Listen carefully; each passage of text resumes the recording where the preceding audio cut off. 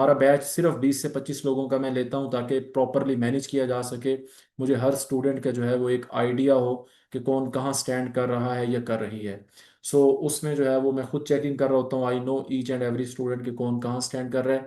अगर किसी की असाइनमेंट मिस हो जाती है तो उसको हम कहते भी हैं कि भाई आपने असाइनमेंट सबमिट नहीं कराई, क्या इशू है, बुला बुला। ठीक है। सो ये प्योर आपको जो है वो आपकी फुल ओनरशिप जो है वो ली जाएगी। And this ownership will be till your exams. ऐसा नहीं है कि सेशन खत्म हुआ फिर आप जाने अल्लाह अल्लाह खैर सल्ला, ऐसा बिल्कुल नहीं होगा। Eight the end of the session आपके हम 2 फुल लेंथ मॉक एग्जाम्स लेंगे, और ये in addition to the daily writing practice होगा। यानी जो डेली टेस्ट होगा उसके अलावा जब सेशन खत्म हो जाएगा 2 फुल लेंथ मॉक एग्जाम्स हम पूरे प्योर पैटर्न पे लेंगे। उसके अलावा टिल एग्जाम्स आप 3 फुल लेंथ एसेस जो हैं वो चेक करवा सकते हैं। चेकिंग मैं सारी खुद करता होता हूँ। और till exams I just can say कि you will be over responsibility. ठीक है। सो ये हमारे सेशन का जो है वो ज़रा थोड़ी सी डिटेल्स है, मैंने कहा आप लोगों के साथ शेयर कर दूं। बिकॉज यही कुछ होगा जो मैं बोल रहा हूँ। बिकॉज इधर जो चीज़ें हैं आपको प्योर जेन्युइन तरीके से जो चीज़ बोली जाएगी वही सारा कुछ होगा। नॉर्मली हमारे सेशन का जो दौरानिया है, ड्यूरेशन है 1 मंथ होता है। But precisely we can say that 35 to 40 days जो हैं इतने में जो है ये हम आपको दोनों सब्जेक्ट्स कवर करा देते हैं। ठीक है। एक एक सेंटेंस से लेकर सारे जितने ऐसे की टाइप्स हैं, precis, comprehension, topics, each and everything उसकी ऑब्जेक्टिव। मतलब जहां तक इंग्लिश ऐसे और प्रेसी का सवाल है, मुझे नहीं याद पड़ता अल्हम्दुलिल्लाह आज तक जितने भी 26 बैचेस हुए हैं मुझे कोई नेगेटिव फीडबैक मिला हो। आप देख भी लीजिएगा 2000 प्योरली जेन्युइन। ठीक है। उसके अलावा ये है कि हमारी क्लास की जो टाइमिंग्स है जी वो 7:30 बजे होती है नॉर्मली। 8:30 पौने 9 बजे तक जो है वो क्लास जाती है on daily basis. Monday to Friday जो है वो हमारी क्लास होती है। Both English essay and both English precis जो है वो कवर किए जाते हैं। फी जो है वो सेशन की 8000 है। And this is overall mark जी। Daily writing practice, daily valuation मैंने थोड़ा सा आपको पहले भी इसके बारे में एक्सप्लेन किया है। ऐसा कहीं किसी एकेडमी में नहीं हो रहा, मतलब कि कोई मेंटोर खुद जो है वो चीज़ें चेक कर रहा हो। So I will be doing it by myself. हमारे प्रीवियस बैचेस में से कहीं आपसे रब्ता भी होता है या कहीं आप देखते भी हैं सोशल मीडिया पे। सो आप कंफर्मेशन कर सकते हैं, कंफर्म कर सकते हैं, sorry. So this is overall mark. अब these are the examples of daily writing practice. Just मैंने आप लोगों की एक गाइडेंस के लिए कि इस तरह से जो है वो चीज़ें कराई जाती हैं। फॉर एग्जांपल अगर मैंने आपको आउटलाइन पढ़ाई है, ठीक है। आउटलाइन में ऐसे नहीं कहूँगा कि आप जी आउटलाइन लिखना शुरू कर दें। उसका प्रॉपर एक तरीका है, एक एक चीज़, फुल स्टॉप, कॉमा, ये चीज़ें कहाँ लगनी है, कौन सी चीज़ कैपिटल लेटर में आनी है, कौन सी चीज़ मार्कर से आनी है। प्योर उसी अंदाज में पढ़ाता हूँ कि जैसे मैं खुद एग्जामिनेशन हॉल में बैठा हूँ। बिकॉज मैं खुद गुजर के आया हूँ ऑब्वियसली। सो मैं उन्हीं चीज़ों को फॉलो करके आपको पढ़ा रहा होता हूँ। सो this is an example of daily writing practice. कि फॉर एग्जाम्पल अगर मैंने आपको आउटलाइन पढ़ाई है, ठीक है, डिस्क्रिप्टिव ऐसे की, आगे मैं टाइप्स भी एक्सप्लेन करता हूँ। सो इस अंदाज से अगर मैंने पढ़ाई है तो मैं उसी अंदाज से चेक कर रहा होता हूँ। और चेकिंग ऐसे नहीं होती कि बस आपने पेपर सबमिट करा है और मैं टिक लगा रहा हूँ, नो। एक एक चीज़ आप लोगों की देखी जाती है कि कहाँ पे चीज़ कैपिटल आनी है, इवन कैपिटल लेटर तक। अगर कुछ अच्छा लिखा है तो अप्रिशिएट किया जाता है। ये मैं खुद ही करता होता हूँ सारा कुछ चेक। इवन अगर कहीं आपने फुल स्टॉप की भी मिस्टेक की है, सो ये भी आपको समझाया जाता है कि यहाँ क्यों फुल स्टॉप लगाया है। सो ईच एंड एवरीथिंग जो है वो आपको इसी तरह जो है वो डेली राइटिंग प्रैक्टिस। देखें, मैं हूँ कोई और हो कितना ही अच्छा पढ़ा ले, ठीक है, जब तक वो चीज़ आप खुद से नहीं लिखेंगे उसका कोई फायदा नहीं है। यहाँ पे जो है वो आपको ज़बरदस्ती लिखवाया जाता है। ठीक है। आप सबमिट नहीं कराएंगे तो अगले दिन आपसे पूछा जाता है कि जी आपने सबमिट नहीं कराया। बिकॉज ऑब्वियसली आपने फ़ी पे की है। सो आप कुछ ना कुछ जो है वो यहाँ से गेन करके जाएं। सो मेरी कोशिश यही होती है। एंड इंशाल्लाह ताला आई will be giving my sincere efforts. Similarly अगर मैंने आपको इंट्रोडक्शन पढ़ाया है, ठीक है, ये मैं आपको सारा तरीका पढ़ाऊंगा। और परेशान नहीं होना कि सर इतना बड़ा इंट्रोडक्शन हम कैसे लिखेंगे। एक एक सेंटेंस आपको मैं लिखना सिखाऊंगा, ठीक है। और फिर उसी तरह आप उसको डेली मतलब मुझे चेक कराएंगे। ये सिर्फ आपको मैं एग्जांपल्स दे रहा हूँ कि हमारे यहाँ सेशन में इस तरह से जो है वो चीज़ें मैं चेक करता होता हूँ खुद। और ऐसा नहीं है कि बस सिर्फ टिक लगा रहे हैं। ईच एंड एवरीथिंग, मतलब छोटी से छोटी मिस्टेक, और अगर आपने कुछ अच्छा लिखा है तो उसको अप्रिशिएट किया जाता है। सिमिलरली पैराग्राफ है, बच्चों को यही नहीं पता होता कि पैराग्राफ और इंट्रोडक्शन में क्या फ़र्क है। People have no idea. बस वो सोशल मीडिया पे सुनते हैं वो फलानी मैडम जो है ना वो बड़ी चिकनी चपटी बातें कर रही थी, फलाने सर, और बस वो उसी पे चले जाते हैं। ऐसे बिल्कुल वो चीज़ नहीं है, बिलीव मी। जो आप सोशल मीडिया पे सुनते हैं वो सिर्फ ये होता है कि आपको उनको फॉलोअर्स वगैरह चाहिए होते हैं, ठीक है। Exactly exactly। उनको फॉलोअर्स वगैरह चाहिए होते हैं, नथिंग मोर देन दैट, ठीक है। So again I would say go to the genuine people, जहां भी जाएं, हमारे पास आए कहीं और जाएं, because at the end of the day you will be the ones who will be sitting in the examination hall. ये फॉर एग्जांपल एक पैराग्राफ की मैंने आपके सामने जो है वो एग्जांपल दी है कि इस तरह से जो है वो मैं चेक करता हूँ, अगर कुछ अच्छा लिखा है so pure detailed comments. Similarly precis, अक्सर स्टूडेंट सवाल करते हैं सर प्रेसी भी कवर कराई जाएगी? प्रेसी का पूरा पेपर जो है वो आपको कवर कराया जाएगा, ईच एंड एवरीथिंग जो है उसके साथ। ये था हमारा एक डेली राइटिंग प्रैक्टिस, ये कहीं नहीं होता। मतलब मैं ओवरऑल पाकिस्तान में खुद एग्जाम्स दे के आया हूँ, mock exams. I told you that I have written more than 50 essays during my CSS journey. 21 भी मेरा क्लियर है, 23 भी क्लियर है। तो आई नो कि कहाँ पे क्या हो रहा है। इंशाल्लाह ताला ऐसी चीज़ आपको कहीं पे जो है वो नहीं मिलेगी। हमारे पास स्टूडेंट्स आते हैं बाकी एकेडमी से भी, मतलब आफ्टर स्पेंडिंग 50,000 एंड दे से कि सर कुछ भी नहीं कराया जाता जो आप करा रहे होते हैं। Exactly exactly। मैंने शुरू में भी बताया कि this session is purely for the beginners. मतलब बिगिनर्स, एडवांस, ये सारी सोशल मीडिया की चीज़ें हैं। Once you have joined me it is my responsibility, जब तक आप पूरा ऐसे लिख नहीं लेते इट इज़ माय रिस्पॉन्सिबिलिटी। और मेरा पढ़ाने का अंदाज ये नहीं होगा कि मैं आऊँ बड़ी मुश्किल चीज़ें आपको कराऊँ और ऐसे फील कराऊँ कि जैसे I have come from another planet. Absolutely not. मेरा स्टाइल इंतहाई सिंपल। मकसद ये है कि आप लोगों को चीज़ों की समझ आए, आप लोगों के लिए चीज़ें आसान की जाएं। So stay rest assured. हमारे पास ऐसे भी स्टूडेंट्स आए हैं वो कहते हैं सर हमने आज तक ज़िंदगी में एक पैराग्राफ नहीं लिखा, एंड अल्हम्दुलिल्लाह आफ्टर द सेशन वो हमें तंग कर रहे होते हैं कि सर मेरा जो ऐसे है ना फुल लेंथ, वो कंप्लीटली जो है वो काइंडली ज़रा जल्दी चेक करके बताएं। जी, 2 सब्जेक्ट्स। बाकी ये है कि जो आपकी इंपॉर्टेंट क्यूरीज होंगी वो मैं साथ साथ अभी भी आंसर करता जाऊंगा, and at the end of the session I will be here. ठीक है, जो जो आपकी क्यूरीज हैं it will be my responsibility. जब तक वो नहीं होंगी मैं इधर ही हूँगा, आज की बात कर रहा हूँ।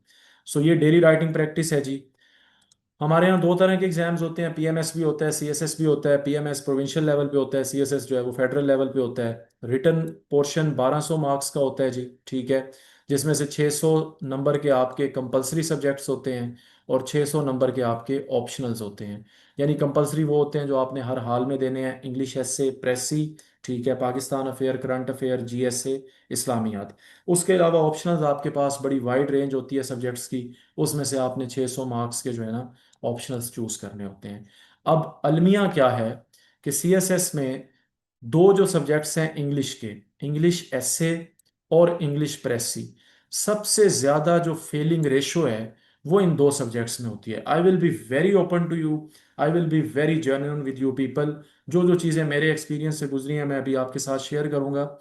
बच्चों का फोकस ये होता है, सबसे ज्यादा जो बच्चे फेल होते हैं ना वो इंग्लिश एसे के पेपर में होते हैं। और जिस साल इंग्लिश एसे हिट नहीं होता प्रेसी हिट हो जाता है, ठीक है। मतलब यहां तक बच्चा फेल होता है कि 98% of the students fail in English essay. मिसाल के तौर पे अगर 20,000 बच्चा जो है वो अपेयर हुआ है ना, तो उसमें से 19,500 बच्चा जो है वो फेल हो जाता है, ठीक है। अब सवाल आपके माइंड में आता होगा, कॉमन सेंस की बात है कि क्या ये जो 20,000 बच्चा है ये पेपर में बगैर पढ़े जाता होगा, ये जो 19,500 फेल हो जाता है और तकरीबन 500 या उससे भी आधा जो है वो पास होता है? मतलब सवाल आपके माइंड में आता होगा ना। ऐसा नहीं है। जो भी बच्चा CSS की प्रेपरेशन कर रहा है, PMS की प्रेपरेशन कर रहा है, वो पढ़ के जरूर जाते हैं, ठीक है। वो लाजमी पढ़ के जाता है, उसको लाजमी पता होता है, नॉलेज भी होता है, इंफॉर्मेशन भी होती है, ठीक है। फेल क्यों होते हैं? फेल तो नहीं होने चाहिए, फिर जाहिर सी बात है 20,000 में से 19,500 अगर बच्चा फेल हो रहा है तो समझ में ना आने वाली बात है। तो इसका आंसर ये है कि इंग्लिश एसे के पेपर में दिस इज नॉट इम्पोर्टेंट कि आपके पास नॉलेज कितना है, उस नॉलेज को पेपर पे लिखना कैसे है। इंट्रोडक्शन है उसको कैसे लिखना है, पैराग्राफ है उसको कैसे लिखना है, पहले सेंटेंस में क्या लिखना है, दूसरे में क्या लिखना है, तीसरे में क्या लिखना है, चौथे में क्या लिखना है, दिस इज इंपॉर्टेंट। नॉलेज सबके पास होता है। ये जो 20,000 बचा गया है, 19,500 तो पढ़ के ही जाता होगा ना, ठीक है। उसमें से 19,500 अगर फेल हो रहा है, सिर्फ 400-500 बच्चा पास हो रहा है, तो कुछ ना कुछ तो रिक्वायरमेंट है कि जो आप मिस कर रहे हैं। नॉलेज सबके पास होता है। सो मैं इन चीज़ों पे फोकस करूंगा। कि आपने चीज़ों को लिखना कैसे है। जब मैं बात करता हूँ प्योर मैथमेटिकल टेक्निक की, तो आई will be teaching you in that perspective कि आपने पैराग्राफ अगर लिखना है, ये कहीं भी नहीं पढ़ाया जाता अगेन। वो सिर्फ आपको आते हैं जी ये पैराग्राफ है, ये इस एडिटोरियल से है, इसको लिख लें। नो, आप कोई अखबार में जाके एडिटोरियल नहीं लिखने जा रहे, आपने अपना ऐसे का पेपर पास करना है, एंड दैट्स इट। और हमारी स्ट्रेटेजी जो है वो प्योर मैथमेटिकल सिर्फ उसी पे फोकस होगी, ठीक है। नॉर्मली ऐसे नहीं होता, लोगों को जो है वो इधर उधर की बातें बताई जाती हैं, ठीक है, लेकिन उनको जो असल चीज़ है कि पेपर कैसे क्लियर करना है उस पर फोकस नहीं किया जाता। सो ये सारा कुछ हम जो है वो यहाँ देखेंगे। अब मैं आपको कुछ रीजंस बताता हूँ जो एग्जामिनर ने खुद बताई हैं, फेडरल पब्लिक सर्विस कमीशन ने खुद बताई हैं कि वाई पीपल फेल। अब उसमें सबसे जो पहली रीजन है वो कहते हैं कि फॉल्टी स्ट्रक्चर। स्ट्रक्चर क्या है? जैसे एक बिल्डिंग है, बिल्डिंग का आप नक्शा बनाते हैं फिर घर बनाते हैं।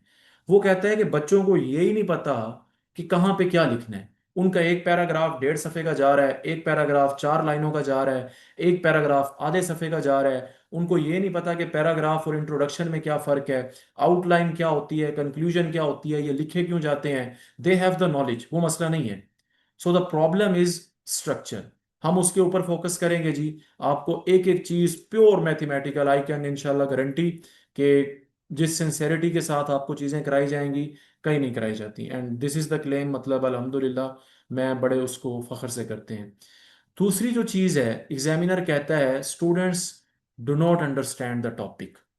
फॉर एग्जाम्पल, सवाल आया है, जरा गौर से देखिएगा, women universities as agents of change, ये सवाल आया पेपर में।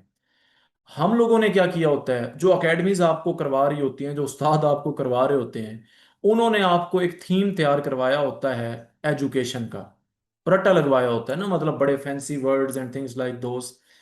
आप क्या करते हैं, आप लफ्ज पढ़ते हैं यूनिवर्सिटीज का और आप बिस्मिल्लाह से शुरू हो जाते हैं उस पे, सिग्निफिकेंस ऑफ एजुकेशन। नो, जो चीज पूछी गई है, पूछा गया है वुमेन यूनिवर्सिटीज, स्पेसिफिकली खवातीन की यूनिवर्सिटीज, वो कैसे तब्दीली ला सकती हैं या कैसे तब्दीली का पेश ख़ैम है, उस पे ऊपर लिखना है। इवन को एजुकेशन वाली यूनिवर्सिटीज भी नहीं, सिर्फ स्पेसिफिकली खवातीन की जो यूनिवर्सिटीज हैं वो कैसे चेंज ला सकती हैं, तो जो पूछा जाए सिर्फ उसी पे फोकस करना है। रट्टी रटाई चीज will not be fruitful as far as English essay is concerned in your CSS and PMS exam, and this is what I am saying। मतलब ये इसको लिख लें, पत्थर की लकीर है कि रट्टा लगाई हुई चीज कभी भी पेपर में नहीं आएगी।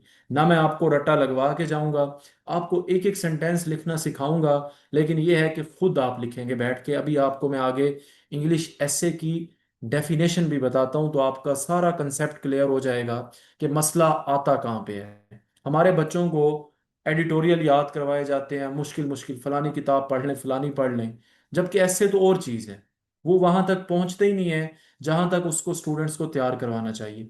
सो ये दूसरी रीज़न है जो एग्जामिनर बता रहे हैं, ठीक है, कि इस वजह से जो है वो बच्चे फेल होते हैं, यानी फेडरल पब्लिक सर्विस कमीशन। तीसरी रीज़न जो फेडरल पब्लिक सर्विस कमीशन बताता है, वो कहता है इररेलीवेंट एंड रिपीटेड कंटेंट। मैं भी एकेडमीज में गया था जब मैं प्रिपेयर कर रहा था, देयर वर टीचर्स, बड़े ऊंचे ऊंचे नाम थे जी। अब मसला क्या था, सवाल आया हुआ है issues of democracy in Pakistan, ठीक है, issues of democracy in Pakistan. ये सारे टॉपिक्स मैं आपको खुद पढ़ाऊंगा। ये जब मैं टॉपिक्स की बात करता हूँ, democracy, education, women universities, each and every topic जो है वो हम इस सेशन में कवर करेंगे। अब सवाल क्या आता है, एग्जामिनर कहता है कि बच्चे इररेलीवेंट और रिपीटेड कंटेंट लिखते हैं। वो खुद नहीं लिखते, उनको फीड कराया जाता है। मिसाल के तौर पे, मैं एक जगह पे गया, सवाल क्या पूछा है, इश्यूज ऑफ डेमोक्रेसी। वो मोहतरमा क्या करा रही थी मैडम, वो करा रही थी कि आपने 3 इश्यूज लिखने हैं, बाकी 12 जो है ना आपने सॉल्यूशंस लिखने हैं। That is absolutely wrong. जो कुछ आपसे पूछा गया है, इश्यूज पूछे फोकस ऑन दिस। ये नहीं है कि आप इररेलीवेंट बातें लिखें। लॉजिकल है ना कि अगर एग्जामिनर ने कोई सोल्यूशन पूछने होते तो वो सवाल में मेंशन करता, जो चीज पूछी गई है, your focus should be on that. अक्सर बच्चे इस चीज को कंफ्यूज करते हैं। फिर बच्चे क्या करते हैं, पाकिस्तान से शुरू होते हैं। पाकिस्तान केम इन to being on 1947, blah blah ब्ला, 1962 आया, 69 आया, 73 आया। नो भाई, जो चीज पूछी गई है, जस्ट फोकस ऑन दैट। जितना उस पे ज्यादा लिखेंगे, जितना रेलिवेंट लिखेंगे, उतना कामयाब होंगे। इधर उधर की बातों से आपको कामयाबी नहीं मिलेगी। ठीक है। अगली बात, ग्रामेटिकल इनकरेक्ट सेंटेंस, ये भी हमारे यहाँ एक मसला है। हमारे यहाँ सीएसएस को समझा जाता है कि शायद ना हमने दुनिया जहान की अंग्रेजी पढ़नी है, और हमारी अंग्रेजी जो है वो दुनिया जहान से मुख्तलिफ होनी चाहिए। Believe me, I will B genuine with you people. ठीक है। मैं कोई एग्जेजरेशन नहीं करूंगा, कोई ऊपर जिस तरह आप सोशल मीडिया पे देखते हैं, कोई ऐसी बात नहीं। हमारे यहाँ यही समझा जाता है ना। आप सोशल मीडिया पे भी सुनते हैं, लाइक पीपल प्रिटेंड कि बहुत ही मुश्किल एग्जाम है और हम पता नहीं कहाँ से करके आए हैं।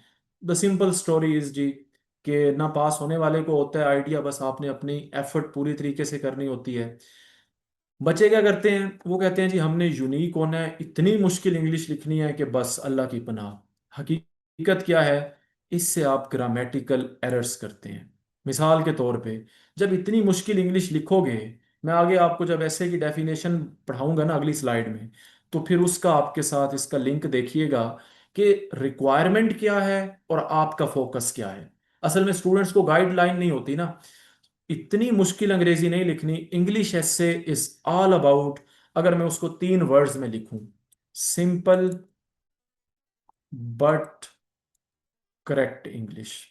ये सीधा सीधा फार्मूला है। हाँ, गलत ना हो, ग्रामेटिकल एरर्स ना हो, बेशक सिंपल लिखें। आधी लाइन का सेंटेंस बन रहा है ना, ओके है, मसला नहीं है।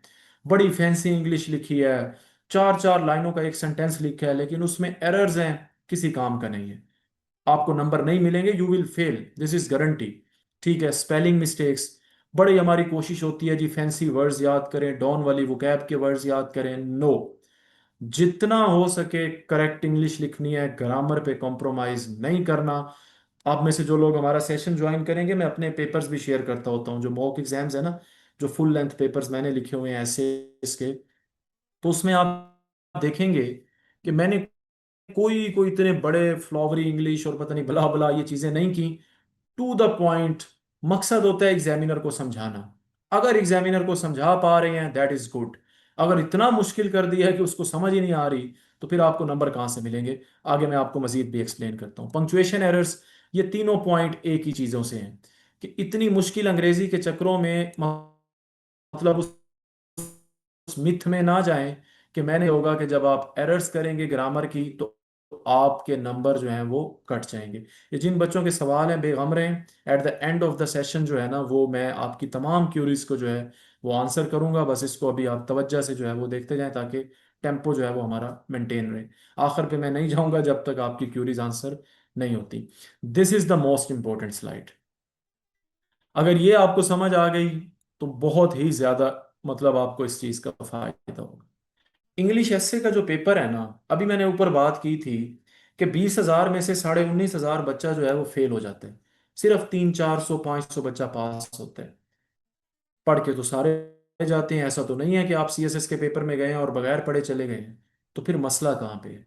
मसला है यहाँ पे कि उनको इंग्लिश एस्से का पता ही नहीं है कि वो है क्या। ठीक है, गौर से सुनिएगा बात। व्यू और opinion of the writer. Writer कौन है? आप हैं, जिन्होंने पेपर में बैठ के ऐसे लिखना है।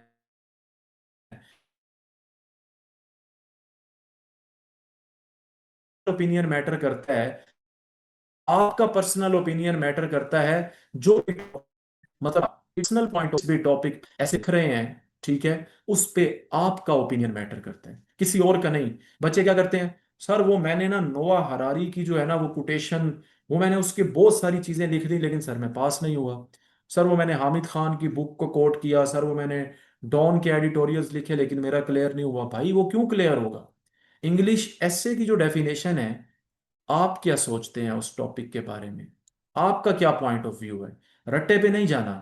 आई टोल्ड यू अर्लियर कि इंग्लिश एसे में अगर आप ये सोचते हैं कि आपने कुछ थीम्स को रट्टा लगा लिया है और उसको जाके हू बहू लिखाएंगे और पास हो जाएंगे, the answer is absolutely not.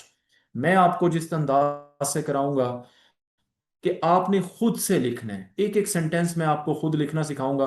जाहिर सी बात है, टॉपिक्स भी मैंने ही आपको पढ़ाने हैं, इंट्रोडक्शन कैसे लिखना है, ऐसे में चीज़ें कैसे लिखनी है, ईच एंड एवरीथिंग। लेकिन इस चीज़ को जो भी स्टूडेंट्स आप में से ज्वाइन करें ना करें, पल्ले बांध लें, English essay is your point of view, your opinion, ना कि किसी ऑथर का, ना कि किसी किताब का, ना कि किसी रट्टे का। जब ये बात आपको समझ आ जाएगी, आपकी बहुत सारी क्यूरीज जो हैं वो आंसर हो जाएंगी। फॉर एग्जाम्पल, सवाल है, आपका सवाल होगा, सर पता नहीं मैं सही भी लिखता हूं या लिखती हूं या नहीं।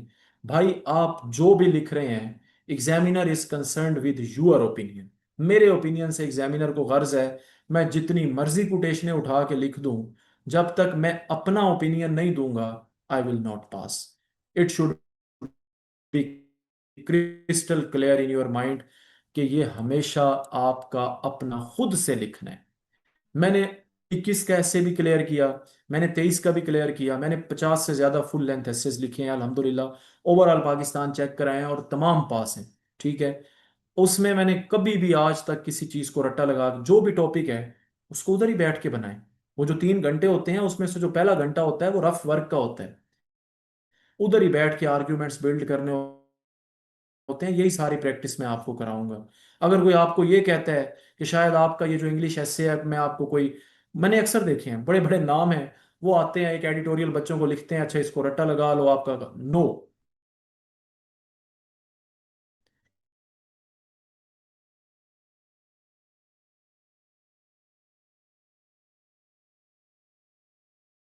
वो ज्यादती होती है, आप लोगों के साथ गलत करते हैं। सो ये चीज आपको, एसे की डेफिनेशन ये कभी आपने जिंदगी में नहीं भूलनी। अगली बात, एक बहुत इंपॉर्टेंट चीज है, ये उसी चीज का आंसर है कि 20,000 में से ये जो 19,500 बच्चा फेल होता है, ये क्यों होता है। तो गौर से सुनिए, जो हमारी राइटिंग्स है ना, इसकी दो टाइप्स होती हैं। आप इन्हीं चीजों को आपस में कंफ्यूज करते हैं। डालेंगे, सब कुछ बताऊंगा, बिल्कुल कोटेशन सब कुछ डाल सकते हैं, लेकिन ऐसे लिखना खुद है, सोचते आप क्या है, that matters. Eight the end of the session तमाम क्यूरीज जितने भी, मैं तमाम क्यूरीज आपकी आंसर करके जाऊंगा।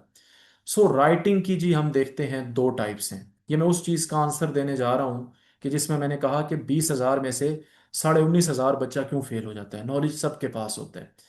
एक होती है आपकी एकेडमिक राइटिंग, ठीक है, एक होती है आपकी This meeting is technical being writing. recorded. ठीक है, एक होती है एकेडमिक राइटिंग, एक होती है टेक्निकल राइटिंग। अच्छा गौर से सुने, अभी तक जो आप लोग पढ़ते आ रहे हैं, आपने यूनिवर्सिटी पढ़ी, आपने कॉलेज पढ़ा, स्कूल पढ़ा, आपने असाइनमेंट्स बनाई, आपने सारा कुछ किया, वो जितनी भी आपने एकेडमिक राइटिंग की है ना, वो उसको आप एकेडमिक राइटिंग कह लें, कंटेंट राइटिंग कह लें, वो ये वाली चीज़ है। यानी वो एकेडमिक राइटिंग है, उसमें कंटेंट मैटर करता था, ठीक है, उसमें नॉलेज मैटर करता था। आपके जितने सफ़ों की असाइनमेंट होगी, फॉर एग्जांपल 10 सफ़ों पे है, 12 पे है, वो मैटर करती थी, उसमें और कोई चीज़ मैटर नहीं करती थी। एग्जामिनर का, चेक करने वाले का सिर्फ वाहिद पॉइंट ये होता था कि आपके नॉलेज का टेस्ट करना, मतलब it was the test of knowledge. ठीक है, ये था जो आप अभी तक करते आ रहे हैं। यूनिवर्सिटीज हो गई, मतलब अभी भी आप देखें, मैं अगर आपको कहूँ डेमोक्रेसी, तो आपका फोकस होगा कि सर मुझे डेमोक्रेसी के बारे में सब पता होना चाहिए, आप सारा कुछ लिख देंगे। नो, अगर सारा कुछ लिख देंगे, ये अभी तक जो आप पढ़ के आए हैं ये वो चीज़ है। यानी नॉलेज का टेस्ट होना, ये एकेडमिक राइटिंग है, जो असाइनमेंट है, जो सारा कुछ अभी तक आपने यूनिवर्सिटीज में किया है। Technical writing is a bit different, it is rule based writing. ये कुछ असूलों के तहत राइटिंग की जाती है। ये नहीं है कि जो आपके दिल में आ रहा है आप लिखते जाएं। इधर यही होता है, जो दिल में आए आप लिख रहे हैं, ठीक है। यहां ऐसा नहीं है। यहाँ कुछ असूलों को आपने फॉलो करना है। तो आपका जो इंग्लिश एसे है ना, it is a type of technical writing. इसमें कुछ असूल फॉलो होते हैं। वो जो 20,000 में से 19,500 बच्चा फेल हो रहा है, वो इस टेक्निक पे जाता है कि जो दिल में आ रहा है वो लिखता जा रहा है, वो रूल्स को फॉलो नहीं कर रहा। मैं रूल्स को फॉलो कराऊंगा आपको, और प्योर मैथमेटिकल अंदाज में कहीं पे नहीं होता। ठीक है। So English essay is your technical writing. कुछ असूलों की बेस के ऊपर आप ये राइटिंग लिखते हैं, ये ऐसे लिखते हैं, अपने ओपिनियन, लेकिन कुछ असूलों के मुताबिक। ठीक है। सो ये फर्क है जिसकी वजह से मोस्टली स्टूडेंट्स फेल हो जाते हैं। जब मैं रूल बेस कह रहा हूं ना, तो उससे मुराद ये नहीं है कि जो दिल में आए लिखते जाएं। उससे मुराद ये है कि कुछ असूल, पैराग्राफ है उसको ब्रेक कहाँ लगानी है, इंट्रोडक्शन है उसको ब्रेक कहाँ लगानी है, चीजों को लिखना कैसे है, दैट मैटर्स द मोस्ट। ये फर्क है जो अभी तक आप लिखते आए हैं और ये वाला। ठीक है। English essay is your technical rule based writing, it is not academic writing, this should be crystal clear. ये एक मिथ हो गया। अगला मिथ देखें। मैं आपकी बहुत सारी क्यूरीज जो है ना, ये सोशल मीडिया के हमारे अपने सीएसपीज ने ही आपके जो है ना कंसेप्ट्स खराब किए हैं, और जो मतलब एक बिजनेस शुरू हो गया है इसका। गौर से सुनिएगा। नॉर्मली आपको ना कहा जाता है कि जी शायद आप कोई 2500 से 3,000 वर्ड्स कैसे लिखेंगे तो शायद आप पास हो। नॉर्मली आपको ऐसे कहा जाता है। ठीक है। कि जी एग्जामिनर की ये रिक्वायरमेंट है। तो बच्चों का जो सारा फोकस होता है ना, वो सफ़े भरने पे होता है। वो इस चीज को भूल जाते हैं कि ऐसे writing is technical writing, rule based writing. कुछ असूलों के मुताबिक वो भूल जाते हैं। नतीजा क्या होता है? ये वाले बच्चे मैंने फेल होते देखे हैं, मैं खुद इसकी एग्जांपल हूँ। मेरा ऐसे, मैंने आपको बताया मेरा 21 क्लियर है, मेरा 23 क्लियर है, मैंने 50 से ज्यादा एसेज लिखे हैं। ओवरऑल पाकिस्तान चेक कराए हैं, फुल लेंथ एसेज। कोई भी आज तक उनमें फेल नहीं है। कभी भी मेरा ऐसे जो है ना 1600-1700 वर्ड्स से ज्यादा नहीं गया। 1600-1700 वर्ड्स। तो कहने से मुराद ये है, ये जो आप बातें सुनते हैं, क्वांटिटी पे ना जाएं, क्वालिटी पे कंप्रोमाइज नहीं करना। अच्छा लिखो, कम लिखो, कोई फेल नहीं कर सकता। मैं आगे भी आपको ये सारी चीजें बताऊंगा, सेशन के अंदर भी मैं ये सारे आपको ट्रिक्स बताऊंगा, स्मार्ट टेक्निक्स। ठीक है। लेकिन कभी भी ना इन चीजों के पीछे नहीं भागना। ये था कंटेंट राइटिंग जो अभी तक आप लोग पढ़ के आए हैं कि सफ़े भरने हैं। ऐसे में it is a technical writing, कोई सफ़े शफ़े नहीं भरने। ठीक है। कम लिखो, क्वालिटी वाइज लिखो, कोई पास आपको कोई फेल नहीं कर सकता। I am sitting in front of you as an example. ठीक है। अगली बात, there is no concept of रट्टा, बिलीव मी।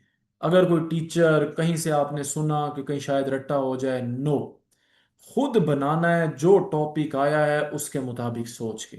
मैं जब आपको टॉपिक्स कराऊंगा ना, तो मैं वो रट्टे वाली चीजें नहीं कराऊंगा। मेरे जितने भी टॉपिक्स होंगे I will apply on the society.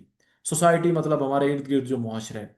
जितने भी मैं टॉपिक्स कराऊंगा, जेंडर कराऊंगा, फॉरेन पॉलिसी कराऊंगा, each and everything you will सी कि हम डेली लाइफ एग्जांपल्स लेंगे।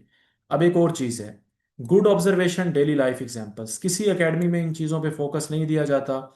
I will focus on these things कि आपने जब अपनी बात करनी है तो उसको प्रूफ भी करके दिखाना है। देखिए ना, बात करने के दो अंदाज हैं। एक है हवाई बातें कि जी गाड़ियों के धुएं की वजह से जो है ना वो ग्लोबल वार्मिंग बढ़ रही है, टेम्परेचर बढ़ रहा है, ब्ला ब्ला ब्ला ब्ला। आप उसकी ना कोई एग्जाम्पल देते हैं ना कुछ देते हैं। एक तरीका है, आप कहते हैं कि गाड़ियों के धुएं की वजह से ग्लोबल वार्मिंग बढ़ रही है। मिसाल के तौर पे जो लाहौर में स्मोग है, it is the result of गाड़ियों का धुआं, फॉर एग्जाम्पल। ठीक है। सो अगर आप इस तरह की एग्जांपल्स देंगे तो एग्जामिनर जब चेक करेगा, उसको बड़ा मेच्योर राइटर आप लगेंगे कि इसको पता है, ये एग्जांपल दे रहा है, प्रूफ दे रही है। सो ये चीज़ें मैटर करती हैं। मेरे पास ये चीज़ें कंपलसरी हैं, आपने हर हाल में लिखनी है, कहीं नहीं करवाई जाती। और अगर आप 2026 का पेपर उठा के देख लें सीएसएस का, तो इस दफ़ा तो एग्जामिनर ने भी कह दिया है कि आपने जो भी आर्ग्यूमेंट्स लिखने हैं उसको डेली लाइफ एग्जांपल्स के साथ सपोर्ट करें। I have been doing it. मेरा 26वां बैच है। पहले बैच से लेकर आज तक मैंने हमेशा इस पे फोकस करवाया है। Daily life examples, observations, facts and figures. क्योंकि मैं खुद ये सारा कुछ लिखता था। क्योंकि एग्जामिनर के पास 100 पेपर है। जस्ट इमेजिन, मैं बड़ी जेन्युइन बातें करूंगा। एग्जामिनर के पास 100 पेपर आया है। ठीक है। 100 में से 98 बच्चों ने जो है ना हवाई बातें लिखी हुई हैं, ना कोई एग्जाम्पल ना कोई बात, ये होता है ये होता है ये होता है ब्ला ब्ला ब्ला। बीच में दो पेपर आप लोगों के फॉर एग्जाम्पल आ गए जिन्होंने अपनी बात को एग्जाम्पल से सपोर्ट किए। तो क्या वो डिफरेंस नहीं पड़ेगा? अगर वो बाकियों को फेल कर रहा है तो वो आपको लाजमी पास करेगा। तो इन चीज़ों का आपको पता होना चाहिए। ये कुछ मिथ्स हैं जो कि मैं चाहता था क्लियर करूं, सो आई हैव डन दैट। अब मैं आता हूं आपकी अगली मिथ के ऊपर, elements of an essay. 100 number का पेपर होता है। हमारे यहाँ जो बच्चों का सारा फोकस होता है इट्स नेचुरल। आप भी मेरे पास आते हैं, अभी भी मैसेजेस आते हैं, हर बैच में शुरू में यही होता है, सर क्या हमें नोट्स देंगे आप? तो मैं उनको जवाब देता हूँ कि मैं नोट्स भी दूंगा लेकिन उससे पहले मैं खुद पढ़ाऊंगा क्लास में, क्योंकि मेरी तसल्ली उसी से होगी बिकॉज मैंने आप लोगों से फी ली है। इट इज़ माई रिस्पॉन्सिबिलिटी कि मैं आपको उसको सिंसियर तरीके से जो है ना वो चीज़ें डिलीवर करूं ताकि आप आगे बढ़ सकें। सो मतलब मेरे कहने से मुराद ये है कि आपका सारा फोकस होता है नॉलेज पे। आप शायद ऐसे को समझते हैं कि ये नॉलेज का टेस्ट है, ठीक है, आप सिर्फ इस पे फोकस रखते हैं एंड यू फेल। मैंने आपको अभी बताया ना कि 90% स्टूडेंट्स क्यों फेल होते हैं, ये इस पे फोकस होता है। आंसर इज कि ऐसे के 5 कंपोनेंट्स हैं, हर कंपोनेंट के अपने अपने नंबर हैं। 20 नंबर स्ट्रक्चर के हैं। स्ट्रक्चर क्या होता है मैं आगे आपको बताता हूं अगली स्लाइड्स में। 20 नंबर हैं उसके। 20 नंबर हैं सिर्फ कंटेंट के, बस, जिसके पीछे आप मेरा ख्याल में पूरी जर्नी घूमते हैं। सो इसलिए मैं आपको डेली राइटिंग प्रैक्टिस पे कराऊंगा ताकि लिखना आना चाहिए कि वो कैसे लिखा जाता है। और वो 20 नंबर तब मिलेंगे जब रेलिवेंट लिखेंगे। पूछा इश्यूज गए हैं, लिख अगर सॉल्यूशंस रहे हैं तो फिर नंबर नहीं आएंगे, ठीक है। रेलिवेंट लिखेंगे तो ही नंबर आएंगे। तो ये हम अभी इस पे बात करते हैं। 20 नंबर हैं ग्रामर के। शुरू में मैंने आपको कहा है ना कि सादा इंग्लिश लिख लें लेकिन करेक्ट इंग्लिश लिखनी है, कोई फेल नहीं कर सकता आपको, दिस इज माई गारंटी, ठीक है। 20 नंबर हैं आपके ग्रामर के। 20 नंबर हैं आपके आर्ग्यूमेंट के। अब आपका सवाल होगा सर ये आर्ग्यूमेंट क्या है? आप पैराग्राफ लिख रहे हैं, आप ऐसे लिख रहे हैं, आपने एग्जामिनर को कन्विंस करना है। भाई क्यों कन्विंस करना है? क्योंकि ऐसे की डेफिनेशन है, इट इज योर ओपिनियन। तो अगर आप लिख रहे हैं अपनी तरफ से, खुद का लिखना है, तो आप एग्जामिनर को कन्विंस करेंगे भाई जो मैं बात कर रहा हूं या कर रही हूं वो सही है। वो बेशक आप एग्जाम्पल से करें, वो जिस तरह से करें। सो 20 नंबर उसके हैं। और 20 नंबर होते हैं आपके एक्सप्रेशन के, कि कितना सुर्खी पाउडर जो है वो आप लगाते हैं, मतलब कभी कभी कोई अच्छा इडियम यूज कर लिया, तो 20 नंबर उसके हैं। सो हम इन चीज़ों को अलहदा अलहदा से देख लेते हैं। हर चीज़ के जो है वो 20 नंबर है। अब ये जो स्ट्रक्चर के 20 नंबर हैं, इससे क्या मुराद है? सीधी सीधी बात करूंगा, it is the map of ऐसे लाइक मैप ऑफ बिल्डिंग। घर बनवा रहे हो ना, तो पहले नक्शा बनवाते हो आप लोग खिड़की यहाँ रखनी है, दरवाजा यहाँ रखना है, छत ऐसे रखनी है, ऐसे। इंग्लिश ऐसे भी प्योर एक स्ट्रक्चर है उसका कि उसको लिखना कैसे है। So for your information, this session is for the beginners again. ऐसे के 4 कंपोनेंट्स होते हैं, याद रख लें। सबसे पहले आउटलाइन लिखी जाती है। कैसे लिखी जाती है मैं लिखवाऊंगा, प्योर मैथमेटिकल अंदाज में, full stop comma capital each and everything. कहाँ मार्कर यूज करना है, कहाँ नीला पेन यूज करना है, कहाँ black, it will be my responsibility. सबसे पहले आउटलाइन लिखते हैं। उसके बाद आप लोग इंट्रोडक्शन लिखते हैं। वो क्या होता है अभी हम आगे देख लेते हैं। उसके बाद दरमियान में आप बॉडी पैराग्राफ्स लिखते हैं, वो जो आर्ग्यूमेंट्स हैं जो पूछा गया है वो लिखते हो, ठीक है। उसके आखिर पे आप कंक्लूजन लिखते हो, ये समरी है। इंट्रोडक्शन भी समरी है, कंक्लूजन भी समरी है, आउटलाइन भी समरी है। असल चीज है दरमियान के बॉडी पैराग्राफ्स। आपका सवाल होगा सर ये समरी हम 3 दफा क्यों लिख रहे हैं? ये लिखने के अंदाज हैं। मैं अभी जब शुरू करता हूं आउटलाइन तो आपको बताऊंगा। बस अभी जेहन में इतना रखें कि ऐसे के 4 कंपोनेंट्स हैं। सबसे पहले आउटलाइन, फिर इंट्रोडक्शन लिखते हैं, फिर दरमियान में बॉडी पैराग्राफ्स लिखते हैं और आखिर पे कंक्लूजन लिखते हैं। बिलीव मी, अगर आप स्ट्रक्चर को फॉलो नहीं करते, ये जो मैंने मैथ लिखी हुई है इससे क्या मुराद है, आउटलाइन 5% होनी चाहिए। मतलब तकरीबन अगर 15 सफ़ों का ऐसे लिख रहे हैं ना, तो 1 1.5 सफ़े की आउटलाइन हो, इससे ज्यादा ना हो। इंट्रोडक्शन 1.5 सफ़े का या 2 सफ़े का होना चाहिए, ठीक है। बॉडी पैराग्राफ्स 6 से 8 सेंटेंस, ये मैं सारे आपको बताऊंगा। इंट्रोडक्शन 10 से 18 सेंटेंस पे होता है। एक एक सेंटेंस में क्या आता है, क्योंकि मैंने आपको बताया है कि मैं आपको मैथमेटिकल अंदाज में चीज़ें कराऊंगा। सो ये सारा कुछ मैं एक एक सेंटेंस आपको बताऊंगा। ठीक है। अगेन जब कंक्लूजन पे आते हैं तो वो भी 10 से 18 सेंटेंस होने चाहिए। तो ये मैं सारा कुछ आपको बताऊंगा कि ये नंबरिंग आपने कैसे करनी है, पहले सेंटेंस में, दूसरे तीसरे में क्या आना है। Each and everything you will C in this class. ठीक है। अगली बात, ये जो आपने सीएसएस के बच्चों का रिजल्ट देखा होगा, ये जो आते हैं, आप देखते हैं कि 100 में से बच्चों के 2 नंबर भी हैं, 100 में से 9 नंबर भी हैं, 100 में से 6 नंबर भी हैं। आप हैरान होते होंगे कि सर 100 नंबर का पेपर है, बच्चा 25 सफ़े लिख के आया हुआ है, बच्चे 25 सफ़े भी लिख के आते हैं, उनके नंबर 4 आ रहे होते हैं। What is the reason? वो इस स्ट्रक्चर को फॉलो नहीं करते। उनको ये नहीं पता होता कि आउटलाइन कैसे बनानी है, कितने सफ़ों की बनानी है, सेंटेंस में बनानी है, वर्ड्स में बनानी है, फ्रेज में बनानी है, इंट्रोडक्शन कैसे लिखना है। बच्चे क्या कर रहे होते हैं, 4 लाइनों का इंट्रोडक्शन होता है, 8 लाइनों का पैराग्राफ होता है, 12 लाइनों का। उनको पता ही नहीं होता इन चीज़ों का। इंट्रोडक्शन का भी बकायदा एक स्ट्रक्चर है कि भाई 18 सेंटेंसेस तक जाना है, उससे ज़्यादा नहीं जाना, ना 10 से कम ना 18 से ज़्यादा, ये सारा बताऊंगा आपको। पैराग्राफ है, कैसे लिखना है।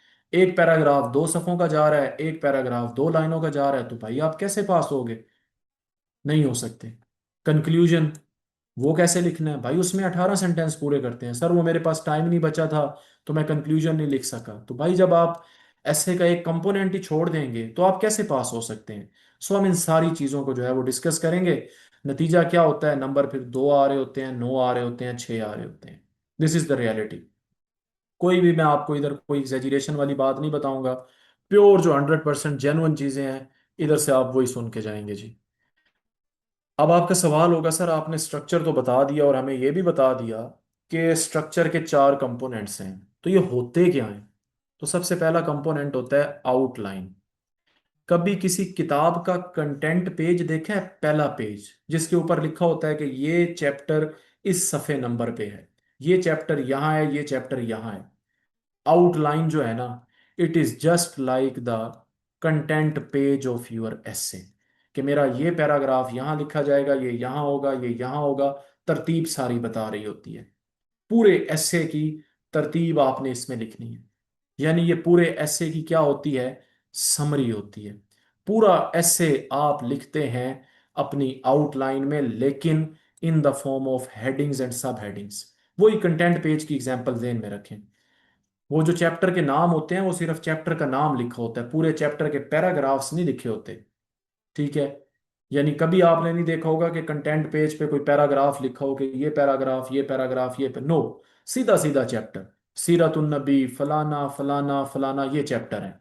इसी तरह आउटलाइन है। आउटलाइन हमेशा हेडिंग्स और सब हेडिंग्स की फॉर्म में आप लिखते हैं।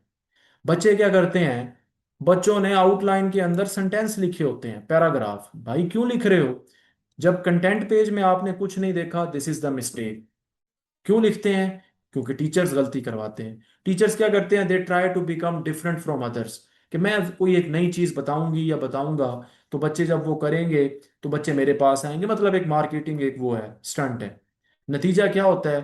टीचर को तो फायदा हो जाता है, जो आपके मतलब जहां भी आप अकेडमीज में जाते हैं, but at the end of the day students का लॉस होता है। वो नहीं होना चाहिए, बिकॉज ऑब्वियसली आपने उनसे पैसे लिए हैं, तो उनको अच्छी चीज़ और जो जेन्युइन चीज़ें हैं वो बतानी चाहिए। सो ऐसे काम आपने बिल्कुल नहीं करने। हेडिंग्स और सब हेडिंग्स की फॉर्म में आप अपने ऐसे के जो पैराग्राफ्स होते हैं उनको शो कराते हैं इन योर आउटलाइन। ठीक हो गया। तो ये कैसे लिखी जाती है ये मैं सारा कराऊंगा। फिर आउटलाइन के आगे लिखने के भी 2 तरीके होते हैं, लोगों को नहीं पता होता। फ्रेजेस में आउटलाइन आप बनाते हैं डिस्क्रिप्टिव ऐसे की, ये ऐसे की टाइप्स हैं, अगली स्लाइड्स में हम देखते हैं। डिस्क्रिप्टिव ऐसे की जो आउटलाइन है वो आप फ्रेज की फॉर्म में बनाते हैं, नहीं पता होता लोगों को।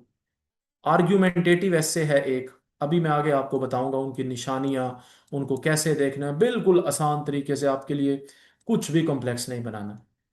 उसकी आउटलाइन आप सेंटेंस की फॉर्म में बनाते हैं। ठीक है। नहीं अंदाजा होता लोगों को। सो ये चीज़ जो है ये बड़ी इंपॉर्टेंट है।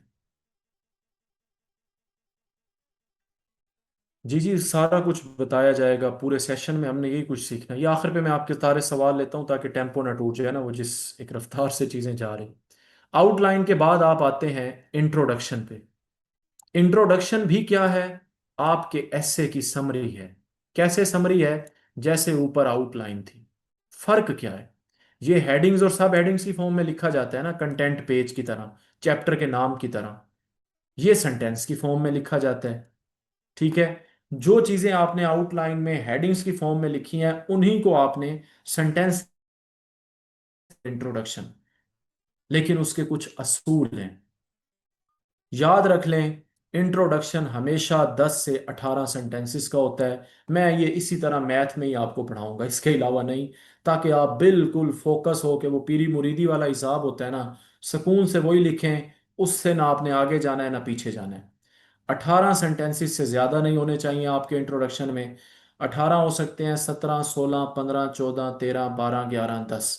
10 से कम नहीं। यानी 10 से 18 सेंटेंसेस की रेंज में आपका इंट्रोडक्शन होना चाहिए।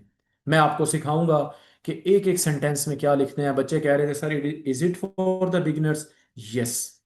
बस अभी इतना ध्यान में रखें कि ये 10 से 18 सेंटेंस पे इंट्रोडक्शन बनता है। पहले लेक्चर में हम यही देखेंगे कि पहले सेंटेंस में क्या आता है इंट्रोडक्शन के, दूसरे सेंटेंस में क्या आता है, तीसरे में, चौथे में, till 18 it will be my responsibility. मैंने लिखा है I will teach you in a mathematical way to write intro. Pure अंदाज में पढ़ाऊंगा कि पहले 3 सेंटेंस में क्या आना है, अगले 3 में क्या आना है, अगले 6 में क्या आना है, अगले 4 में क्या आना है, आखिरी में क्या आना है। फिर एक जी बदनाम जमाना थीसिस स्टेटमेंट। इतना आप लोगों को इसके ऊपर कॉम्प्लेक्स किया जाता है, यानी कि आपको मुश्किल करके बताया जाता है। उसकी वजह होती है, ये इंतहाई सिंपल है। This is the last sentence of your introduction. लेकिन इसको जान के मुश्किल किया जाता है। उसकी वजह यह है कि जब ये चीज़ आपके लिए मुश्किल करेंगे तब आप उनके पास जाएंगे। देयर आर अकेडमीज जो थीसिस स्टेटमेंट पे चल रही हैं। आप कभी सोशल मीडिया देख लें, इंस्टाग्राम देख लें, लोगों की पता नहीं क्या बना के जो है ना वो पेश करते हैं थीसिस स्टेटमेंट को। कुछ भी नहीं है, सिर्फ एक सेंटेंस पे मुश्तमिल एक सेंटेंस है। इंतहाई आसान तरीके से जो है वो मैं आपको कराऊंगा। ठीक है। ये इंट्रोडक्शन का पार्ट है। ये हम सेशन में सारा कुछ यही करेंगे। फिर आते हैं बॉडी पैराग्राफ्स। 75% आपका ऐसे जो है वो बॉडी पैराग्राफ्स पे होता है। यानी ये जो आप आर्ग्यूमेंट्स को पैराग्राफ्स की फॉर्म में लिखते हैं। हमारे बच्चों का मसला क्या है? पहली बात तो ये जहन में रखें, अगेन कहीं नहीं बताया जाएगा, 6 to 8 सेंटेंसेस का आपका एक पैराग्राफ होना चाहिए। मैं आपको इसी के मुताबिक कराऊंगा। उसका ये फायदा होगा, आपका हर पैराग्राफ की जो लेंथ है वो बराबर होगी। आपको पता होगा दुनिया जहान का टॉपिक आ जाए, जब आपको पता होगा कि जी पैराग्राफ के पहले सेंटेंस में क्या लिखना है, दूसरे में, तीसरे में, चौथे, पांचवें, छठे, सातवें, आठवें में, आपके लिए मसला ही नहीं है। क्या रट्टा क्या कुछ अपनी सोसाइटी को अप्लाई करें। सो मैं आपको एक एक चीज जो है, एक एक सेंटेंस लिखना सिखाऊंगा पैराग्राफ्स के हवाले से। ये होता है आपका पैराग्राफ। अगले बच्चे क्या मिस्टेक करते हैं, एक बॉडी पैराग्राफ में सिर्फ एक आइडिया, एक ही आर्ग्यूमेंट डिस्कस करना होता है। हमारे बच्चों क्योंकि नॉलेज फ्लडेड होते हैं, बहुत ज्यादा पढ़ के आए होते हैं, मैं वही रूल बेस्ड बात कर रहा हूँ। अगर उन्होंने पॉवर्टी से शुरू किया है ना, वो उसी पैराग्राफ में पॉवर्टी भी लिखेंगे, इन्फ्लेशन भी लिखेंगे, पता नहीं अमेरिका पे भी पहुंच जाएंगे, फिर वापस इंडिया पे भी आ जाएंगे। मतलब बिल्कुल रैंडम लिख रहे होंगे। नतीजा क्या? नतीजा फेल हो जाते, क्योंकि ऐसे का जो स्ट्रक्चर है इट इज वेरी डिफरेंट। ये प्योर, ये जो मैं आपको सेंटेंस काउंट करा रहा हूं, मेरी आप आदत सुन लें, मैं कोई वर्ड्स पे बिलीव नहीं करता कि जी 2500 वर्ड्स आएंगे। मैं कह रहा हूं कि मैंने 1600 भी शायद मेरे पूरे ना होते हैं। आई will be dealing things in terms of sentences. Sentence क्या होता है? जिसमें एक सब्जेक्ट होता है, एक वर्ब होता है, ऑब्जेक्ट हो भी सकता है ना भी हो, आखिर पे फुल स्टॉप आता है। मैं पूरा ऐसे, पूरी प्रेसी इसके अंदाज से डील करूंगा। मेरे लिए सेंटेंसेस मैटर करते हैं, ना सफ़े मैटर करते हैं, ना वर्ड्स मैटर करते हैं। We will be focusing on the quality और किस अंदाज, रूल बेस्ड मैथमेटिकल टेक्निक। मेरे लिए सिर्फ ये इंपॉर्टेंट है। ठीक है। आपने अगर पॉवर्टी पे लिख रहे हैं ना पैराग्राफ, तो ये 6 से 8 सेंटेंस सिर्फ पॉवर्टी पे ही आने चाहिए। बस ये मैं आपको इस अंदाज से पढ़ाऊंगा। Again I will be teaching you in a mathematical way. This is the speciality that I have developed, and इंशाल्लाह ताला you will see the difference. Join करने से पहले आप इसके बाद हमारे सोशल मीडिया जो पेजेस हैं, road to C S S with Kashif Zauhar के, उन पे हमारे स्टूडेंट्स के फीडबैक भी देख सकते हैं। मकसद सिर्फ यही है कि आपको एक खुली पिक्चर जो है वो मिलनी चाहिए। चौथा कंपोनेंट होता है जी आपके स्ट्रक्चर का conclusion. Conclusion is also the summary of your essay. Essay के सबसे आखिर पे लिखी जाती है। अगेन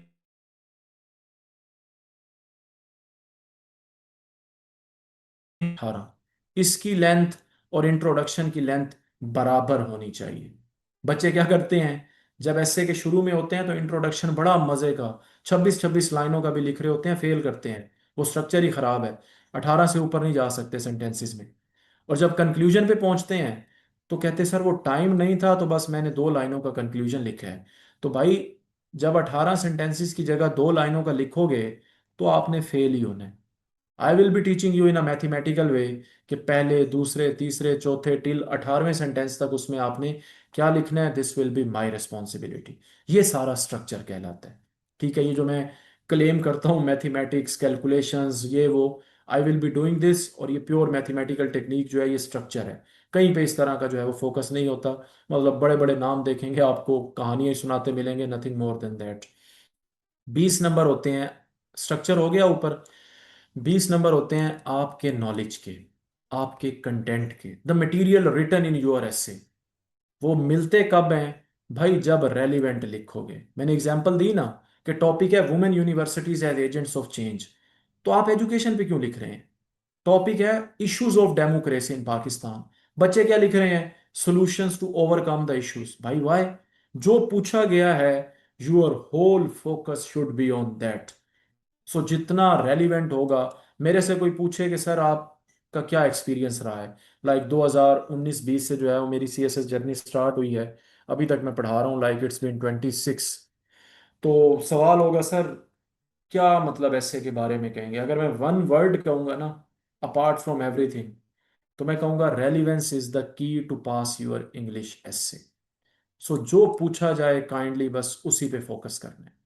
अगर आप रेलिवेंट नहीं लिखेंगे, इधर उधर की कहानियां लिखेंगे, पाकिस्तान बना था 62 में ये हुआ, 73 में ये हुआ, फलाना फलाना, इस रेंज में आ रहे होंगे, 100 में से 12, 100 में से 14। जिन बच्चों की आपने रिजल्ट देखे होंगे सीएसएस के, तो जिन बच्चों के आपको 20 से कम नंबर नजर आए ना, 10 से 20 की रेंज में, तो समझ जाइएगा ये वो बच्चे हैं जो इधर उधर की बातें लिखते रहे। ठीक है। आपसे सवाल आता है वुमेन यूनिवर्सिटीज का, आपको एजुकेशन पे शुरू हो जाते हैं, so that is a problem. 20 number होते हैं इन चीज़ों के, मैं इन पे फोकस करवाऊंगा कि यानी जब मैं टॉपिक्स पढ़ाऊंगा ना, तो मैं आपको लिंक कराऊंगा सोसाइटी के साथ। फॉर एग्जांपल अगर मैं टेक्नोलॉजी पढ़ा रहा हूँ तो मैं अपनी एग्जांपल दूंगा कि जब मेरा 2023 में टॉपिक आया था people have become overly dependent on technology, तो डेली लाइफ एग्जांपल क्या है। आपने ऐसी चीज़ों को देखना है कि फॉर एग्जांपल उन दिनों पबजी गेम्स वगैरह चल रही थी, खबरें चली कि जी 14 लोगों की अमवात हुई है, सुसाइड्स हुई हैं इंडिया में। भाई उसको एग्जांपल दें। मैंने एग्जांपल दी, that was a misuse of technology, overuse of technology. So इस अंदाज में मैं आपको सोसाइटी पे चीज़ें जो है ना वो टॉपिक्स अप्लाई कराऊंगा बजाय ये किताबी बातों के। सो 20 नंबर होते हैं आपके एसे में ग्रामर के, very important. It's not like कि बच्चा सीएसएस करने जा रहा है या बच्ची सीएसएस करने जा रही है तो इतनी मुश्किल इंग्लिश होनी चाहिए कि एग्जामिनर को भी समझ ना आए। क्या पढ़ाया अभी मैंने आपको, ऐसे की डेफिनेशन क्या है, it is your opinion. When it is your opinion तो आपने अपनी बात एग्जामिनर को समझानी है। अगर इतनी मुश्किल इंग्लिश लिख देंगे कि उसको आपकी बात ही समझ ना आए, तो जब वो आपकी बात को नहीं समझेगा तो वो आपको क्यों पास करेगा। क्योंकि उसको तो टारगेट होता है कि आपने मैक्सिमम फेल करने हैं। लेकिन जब आप रेलिवेंट चीजें लिखेंगे वो फेल जबरदस्ती नहीं करता, लेकिन इन्हीं चीजों की वजह से करता है। जब आप बहुत मुश्किल इंग्लिश में जाते हैं, ठीक है, जब आप जो है वो बहुत मुश्किल इंग्लिश में जाते हैं तो आप एरर्स करते हैं, ग्रामेटिकल एरर्स करते हैं। आप अपना पैगाम, आप अपनी बात एग्जामिनर को नहीं समझा सकते। आपने मुझे समझाना है कि जी पाकिस्तान में डेमोक्रेसी के ये इश्यूज हैं, आपने इतनी फैंसी इंग्लिश लिखी है, ना मुझे उसकी समझ आ रही है, ना आपने जो वर्ड्स यूज किए हैं उनकी कोई सेंस बन रही है, तो उसका कोई फायदा नहीं है। So again my point is simple but correct English, ये फार्मूला है। इस चीज के बारे में भी अपना माइंड क्लियर रखें। जितनी ग्रामेटिकल एरर्स करते जाएंगे आपके नंबर उतने कटते जाएंगे। सिंपल लिखें, अच्छा लिखें। हम कोई डॉन में एडिटोरियल्स नहीं लिखने जा रहे। डॉन को बड़े लोग जो हैं वो सीरियस ले जाते हैं, इतना नहीं लेना होता। मैं आपको अखबार रीडिंग की भी टेक्निक्स जो हैं, जब हमारा सेशन होगा तो उसमें बताऊंगा। हर चीज़ को रट्टा लगा के जो है वो नहीं करना होता। ठीक है, 20 नंबर होते हैं इसके। आपने ऐसे बच्चे भी देखे होंगे जिनके नंबर होते हैं कि सर 25, 30, 32, आप कहते हैं सर सो अनलकी। सो ये वो लोग होते हैं, मतलब चलो स्ट्रक्चर भी ठीक हो गया, थोड़ा सा रेलिवेंट भी लिख रहे हैं, लेकिन इतना मुश्किल करते हैं, 4 4 5 5 लाइनों का एक सेंटेंस करते हैं। नतीजा क्या निकलता है? ग्रामर की मिस्टेक्स करते हैं, कहीं कॉमा नहीं लगाते, कहीं पुअर सेंटेंस करेक्शन स्ट्रक्चर करते हैं, कंस्ट्रक्शन। ठीक है, कहीं टेंसेस का रॉन्ग यूज करते हैं, कहीं पंक्चुएशन मिस्टेक्स करते हैं, कई इतने मुश्किल वर्ड्स यूज करते हैं कि उनके स्पेलिंग्स उनको खुद भी नहीं आ रहे होते। तो ये काम नहीं करने। सिंपल लिखो लेकिन करेक्ट लिखो, दैट इज द की।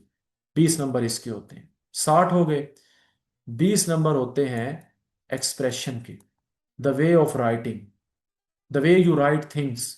कभी कभी अच्छे एक्सप्रेशंस यूज कर लें, ये ना हो कि पूरा पेज ही इतनी मुश्किल वोकैब से भरा है कि बेचारे एग्जामिनर से पढ़ा ही नहीं जा रहा कि आपने लिखा क्या है, उसके नंबर नहीं मिलेंगे। क्लैरिटी ऑफ थॉट, कहना क्या चाह रहे हैं, ये बात उस तक पहुंचनी चाहिए। This is the most important thing. क्यों? ऐसे की डेफिनेशन है, इट इज माई ओपिनियन। कभी कभी कोई एक आध कॉम्प्लेक्स सेंटेंस, 2 3 लाइनों का एक सेंटेंस कभी कभी लिख लें। कभी कोई दिल किया तो चलो सेमी कॉलन लगा लिया, या कोई कॉलन लगा लिया, या कोई फुल स्टॉप या कॉमा तो कर सकते हैं। लेकिन ये नहीं है कि पूरा ऐसे इन चीज़ों से फौरन ना भरा हो, वो बहुत ज़्यादा कॉम्प्लेक्स हो जाता है। Clarity is important. 20 नंबर होते हैं आपके आर्ग्यूमेंट्स के, the way you convince an examiner.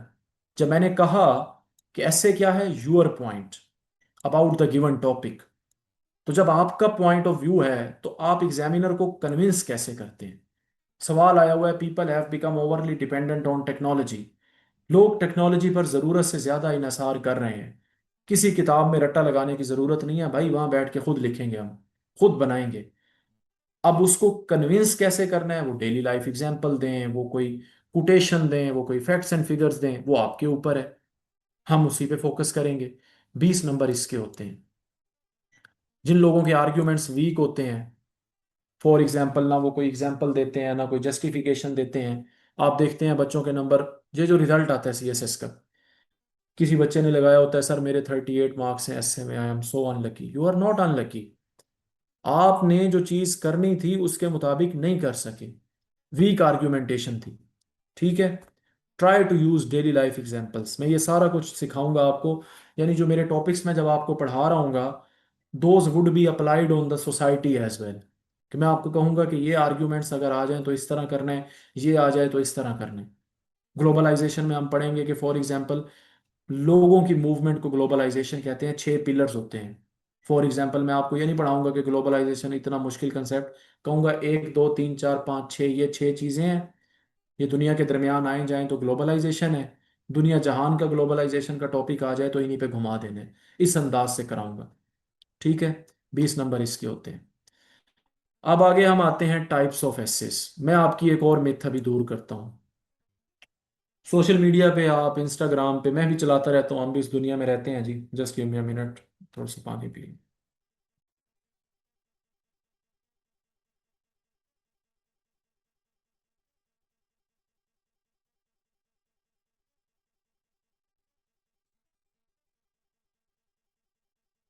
Types of assess.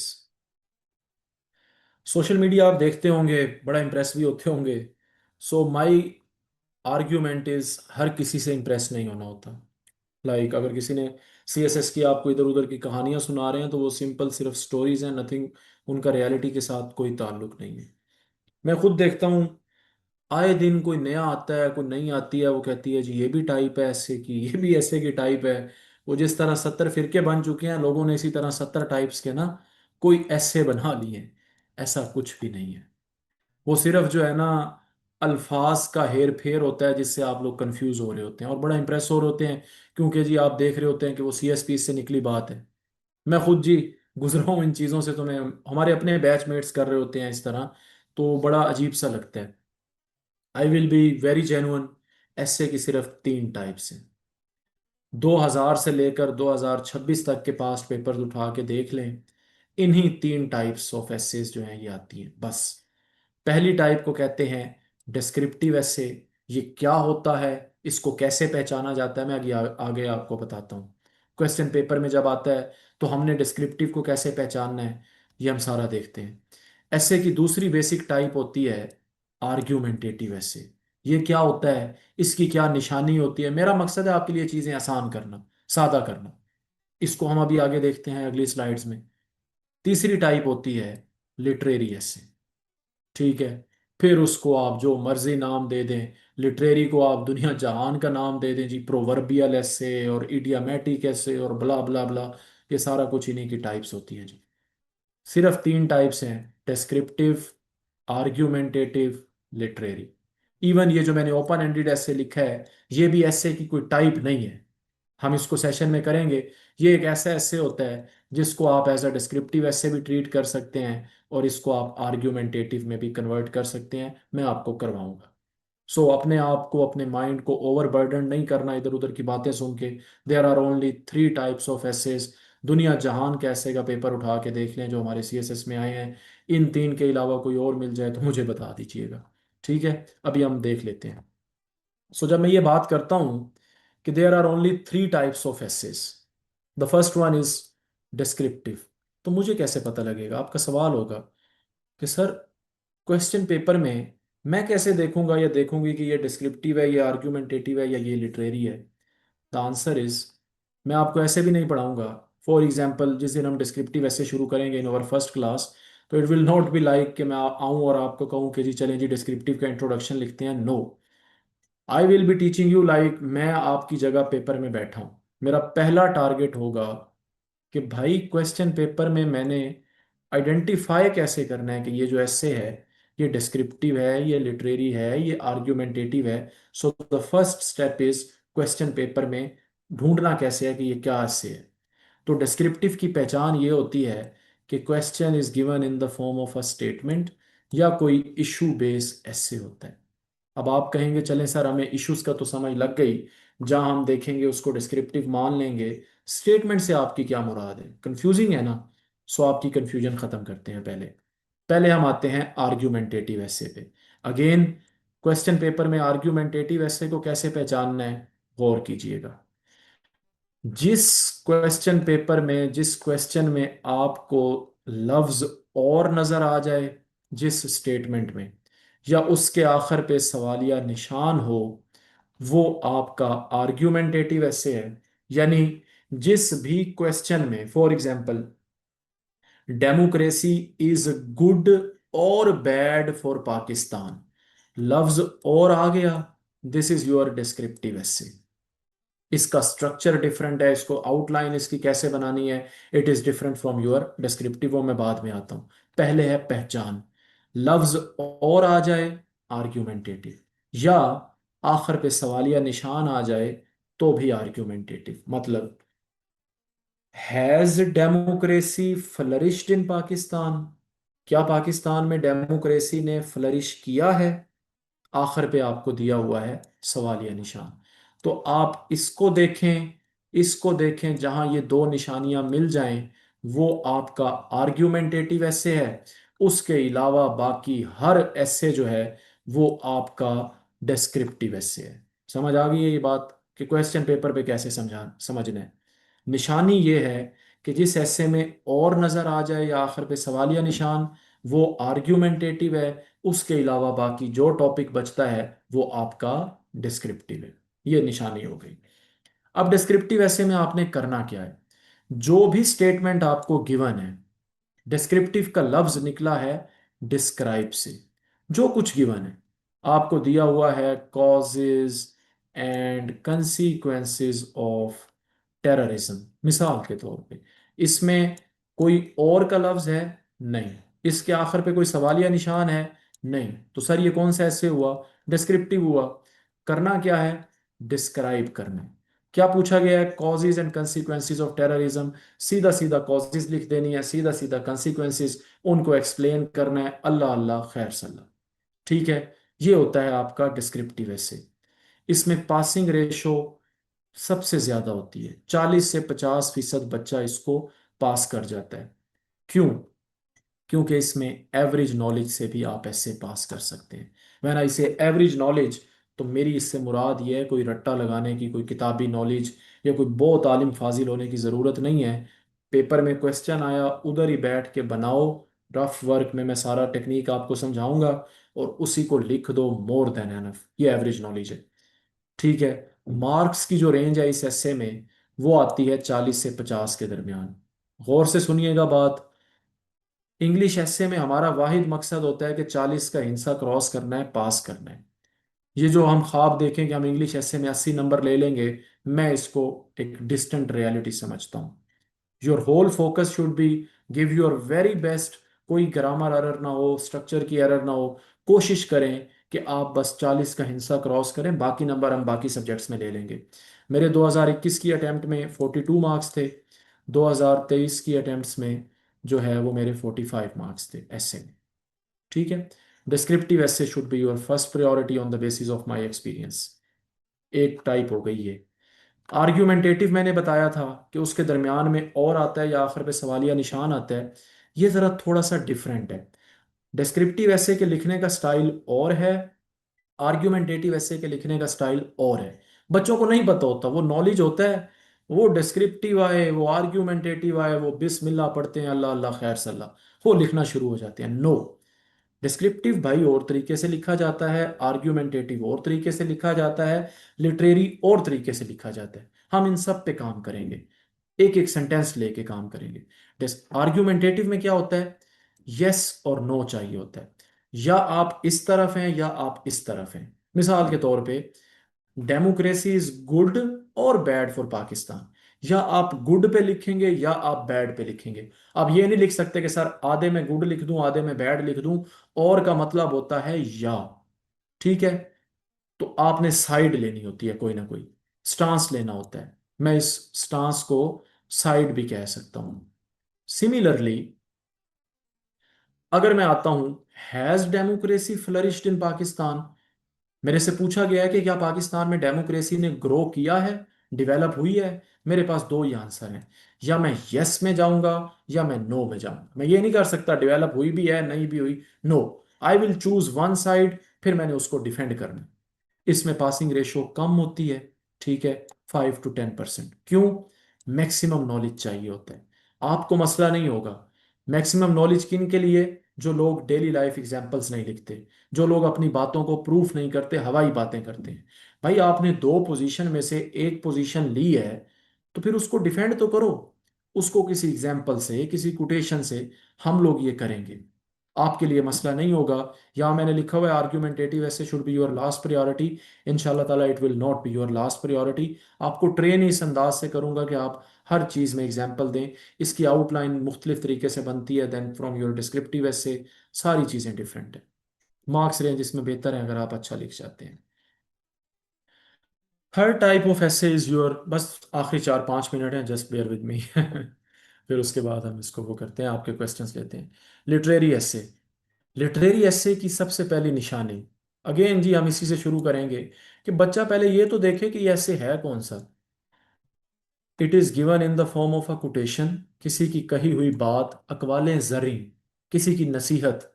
पानी जाया मत करो चाहे चलते हुए चश्मे पे ही क्यों ना हो। कोई सेइंग, कोई प्रोवर्ब। ये जो आप जरबुल मिसल, ये जो इडियामेटिक सेंटेंस सुनते हैं, like every dark cloud has a silver lining. अब आपसे एग्जामिनर ने कोई गहरे बादल और उसके बाद निकलने वाली रोशनी पे ऐसे नहीं लिखवाना। वो इसका मतलब के ऊपर ऐसे लिखवा रहे हैं। इसमें जो है वो इंटरप्रिटेशन, इसमें जो है वो understanding of the topic is the key. इसकी जो टेक्निक है वो डिफरेंट है from your descriptive and argumentative essay. I will teach you that technique.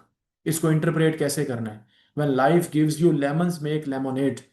कि जिंदगी जब आपको लीमू दे तो आप उसका लीमू पानी बनाएं, इस पे ऐसे नहीं लिखना।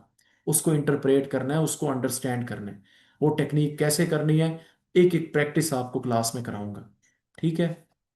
पासिंग रेशियो इसमें भी कम होती है क्योंकि बच्चों को नॉलेज टॉपिक ही समझ नहीं आता, इसलिए उनके हाथ पांव जो है वो फूलते हैं इस तरह का ऐसे अटेम्प्ट करते हुए। ठीक हो गया। सो ये सारे हम देखेंगे, ये तीन बेसिक टाइप्स हैं। ओपन एंडेड पढ़ाऊंगा ऐसे ऐसे, जिसको आप एज अ डिस्क्रिप्टिव ऐसे भी अटेम्प्ट कर सकें और एज एन आर्ग्यूमेंटेटिव ऐसे भी अटेम्प्ट कर सकें। फॉर एग्जांपल ये आपकी मर्जी है। अगर इसको एज इट इज़ अटेम्प्ट करेंगे तो डिस्क्रिप्टिव करेंगे, इसको निगेट करके अटेम्प्ट करेंगे, तो आप इसको एज एन आर्ग्यूमेंटेटिव करेंगे। पूरा लेक्चर है इसके ऊपर, आई विल टीच यू, मसला नहीं है। ठीक है। पैराग्राफ मैंने अभी आपको सारे बता दिए हैं। अनयूजुअल पैराग्राफ दो होते हैं। इंट्रोडक्शन होता है 10 से 18 सेंटेंस का, कंक्लूजन भी होता है 10 से 18 सेंटेंस का। जो नॉर्मल बॉडी पैराग्राफ होता है वो 6 से 8 का होता है। अब ऐसा नहीं है कि मैं आपके हवाले कर दूंगा कि 6 से 8 लिखने हैं, no. I will be teaching you पहले में क्या लिखना है। फिर पहला बनता कितने कंपोनेंट से है, 3 कंपोनेंट से, पैराग्राफ की बात कर रहा हूँ। दूसरे में क्या लिखना है, तीसरे में, चौथे में, पांचवे में, it will be my responsibility. फिर जो मैं एक स्ट्रक्चर बताऊंगा, दुनिया जहान का पैराग्राफ फिर उसी अंदाज में लिखना है। ठीक हो गया। रफ वर्क करना है। नेक्स्ट, बस एक दो स्लाइड्स हैं, जस्ट बेयर विद मी, फिर मैं आपके क्वेश्चंस लेता हूँ। मेरी आदत है, आई टोल्ड यू, जो कुछ पढ़ाऊंगा उसका डेली टेस्ट होगा। आज तो चूंकि एक डेमो क्लास थी ना, कि जिसमें मैंने आपको अपने ओवरऑल टीचिंग मेथोडोलॉजी बतानी है कि मैं पूरा सेशन जो है 35-40 दिनों का इसको कैसे लेकर जाऊंगा। ठीक है। वो मैंने आपको बताया है, बेसिक बेसिक ऐसे के बारे में, इंपॉर्टेंट इंपॉर्टेंट चीज़ें। हमारा जो सेशन रेगुलर फर्स्ट क्लास होगी, उसमें फिर अब हम आहिस्ता आहिस्ता चीज़ों को सारा कुछ करना खुद शुरू करेंगे। डिस्क्रिप्टिव एसे से स्टार्ट लेंगे, पहले ऐसे पढ़ेंगे, फिर हम प्रेसिएंट कॉम्प्रिहेंशन की तरफ जाएंगे।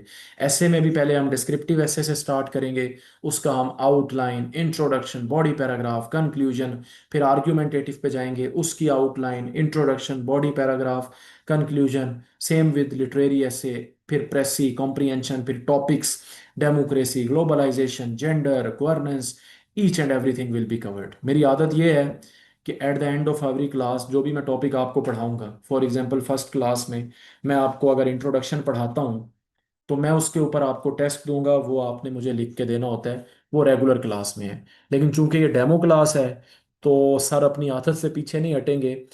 आप में से जो स्टूडेंट्स हमें ज्वाइन कर रहे होंगे, ठीक है, आपका ये एक डायग्नोस्टिक टेस्ट है। मुझे आपने ना कोई 4 से 5 सेंटेंसेस ना लिख के दिखाने हैं इन टॉपिक्स में से किसी के ऊपर भी, किसी एक टॉपिक के ऊपर। ठीक है। Pathways to Pakistan prosperity, features of democracy, नहीं आते ना, तो माय फेवरेट पर्सनैलिटी पे लिख देना है। अब इसका मकसद क्या है, आप में से जो स्टूडेंट्स मुझे ज्वाइन कर रहे होंगे, मैं सिर्फ ये जानना चाह रहा हूँ कि आप में से जो स्टूडेंट्स मुझे ज्वाइन कर रहे हैं, कौन कहाँ स्टैंड कर रहा है। सबका ग्रामर ओके है? अगर किसी का सेंटेंस का मसला है, तो मैंने उसको कैसे लेकर चलना है? अगर किसी का कोई और इशू है, तो मैंने उसको कैसे लेकर चलना है? सो कहीं से देख के नहीं, खुद से जो है वो लिख के, सिर्फ 4 से 5 सेंटेंस इनमें से किसी एक टॉपिक पे। ठीक है। ऑन एनी गिवन टॉपिक आप में से जो स्टूडेंट्स मुझे ज्वाइन कर रहे होंगे, ये आपने भेजने हैं। ये इस व्हाट्सएप के ऊपर, ये जहाँ से आपको क्लास का लिंक भी भेजा गया है, ये लोगों ने आपको जो भेजा है क्लास का लिंक और सारी डिटेल्स वगैरह, आपने उसी नंबर पे ये भेज देना है। ठीक है। और उसके बाद ये है कि आप में से फिर जो लोग रजिस्टर होंगे, उनका हम एक व्हाट्सएप का ग्रुप बनाएंगे, वो मैं आगे आपको डिटेल्स शेयर कर देता हूँ। और फिर उसमें डेली क्लास का जो लिंक है वो आएगा, और आप इस तरह ले सकते हैं। अच्छा, ये सर को पिक्चर्स नहीं भेज देनी, आपने प्रॉपर पीडीएफ स्कैन करके जो है ना वो मुझे चीज़ें भेजनी है। ठीक है। जो भी आप अपनी असाइनमेंट भेजेंगे इसी नंबर पे। एक चीज़ ये हो गई। सेशन की डिटेल्स मैं आपको ऑलरेडी बता चुका हूँ। अच्छा, आज तो थी हमारी डेमो क्लास। ठीक है। हमारी आज क्या तारीख है, 16 है। हमारा जो वेनसडे है, यानी कि 17, 18, 19, 19th को जो है वो हमारी फर्स्ट रेगुलर क्लास होनी है। ठीक है। ऐसे ही बनता है, यस। 19th जो है अगस्त, वेनसडे, हमारी फर्स्ट रेगुलर क्लास होगी जी। ठीक है। You are more than welcome to register. गौर से ज़रा मेरी बात सुन लीजिएगा, फिर मैं आपकी सारी क्यूरीज का आंसर करता हूँ। आज है संडे। ठीक है। तो कल होगा मंडे और ट्यूसडे, 2 दिन है। फिर वेनसडे को शाम 7:30 बजे हमारी फर्स्ट रेगुलर क्लास स्टार्ट होगी। ये हमारे सेशंस की फीचर है, मैं ऑलरेडी एक्सप्लेन कर चुका हूँ। daily writing practice, mathematical techniques, till exams you will be over responsibility, both essay and pressy will be covered. मैं normally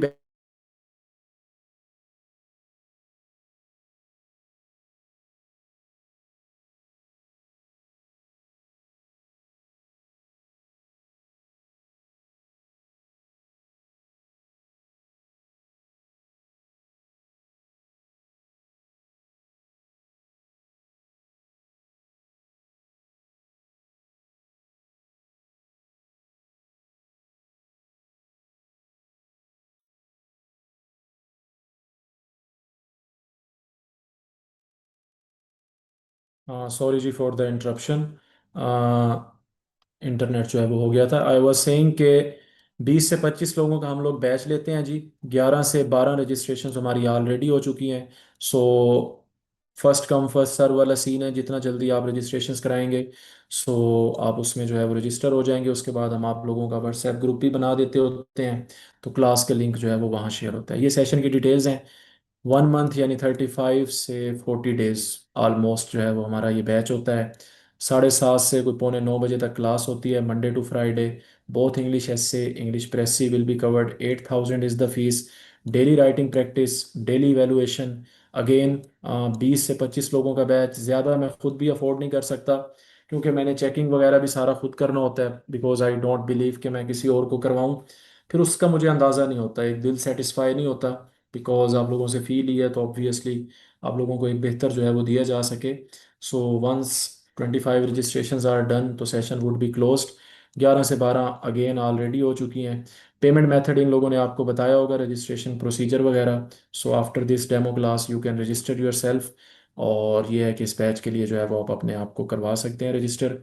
सो ये सारी सूरत हाल है। That is all from my side. Now I am available for all of your questions. Feel free to ask whatever you want to ask. And inshallah ताला 19 अगस्त Wednesday को हमारी first regular class होगी, uh, जिसको हम रोज़ाना यानी Monday से Friday तक होगी। और ईच एंड एवरीथिंग जो है वो प्योर मैथमेटिकल अंदाज में होगी। और आप लोगों का व्हाट्सएप ग्रुप बन जाएगा अभी, ठीक है, आफ्टर द क्लास जो जो लोग रजिस्टर होंगे तो उसमें जो है वो फिर बच्चे जहाँ होंगे उनका लिंक उनको शेयर हो जाएगा ऑन डेली बेसिस, और आप ज्वाइन कर सकते हैं। डेली असाइनमेंट्स चेक होकर मिलेंगी, ठीक है। So, if you have any question, feel free to ask. It is also for the Pressy. Yes, हमने for essay for Pressy। Pressy के ऊपर पूरा एक लेक्चर है, कॉम्प्रिहेंशन के ऊपर पूरा एक लेक्चर है, ट्रांसलेशन के ऊपर पूरा एक लेक्चर है। जो आपकी ऑब्जेक्टिव है उसको कवर किया जाएगा सारा। हम स्टार्ट करेंगे essay से, then we will move towards like Pressy। It will be my responsibility, क्योंकि ये essay की चीज़ें ज़रा ना बताना बच्चों को नए अंदाज से चीज़ें होती हैं। Pressy 20 नंबर का सवाल होता है, वो भी इसी तरह step wise, like I am sitting in the exam, सबसे पहले क्या करना है, सेकंड पे, थर्ड पे, फोर्थ पे। तो इसी तरह आपको ये सारा कुछ कराऊंगा। सो इस हवाले से बेगम रहें। सर ग्रामर और सेंटेंस स्ट्रक्चर वीक है, इसका हल मैंने ये निकाला हुआ है कि ये जो मैंने आपको अभी असाइनमेंट दी है ना, if you are willing to join this session, मुझे 4 से 5 सेंटेंस ये लिख कर भेजिएगा। मैं अंदाज़ा लगा दूंगा, अगर मुझे सेंटेंस ओके मिला, ठीक है, you are good to join, I will let you know, मसला नहीं है। मेरे लिए बस सिर्फ आपका एक सेंटेंस का लिखना ज़रूरी है, अगर सेंटेंस बना सकते हैं। बाकी प्रैक्टिस मैंने आपसे खुद करानी है, ऑन डेली बेसिस करानी है, और डेली बेसिस जब चेक करके कराना है। सो ये है।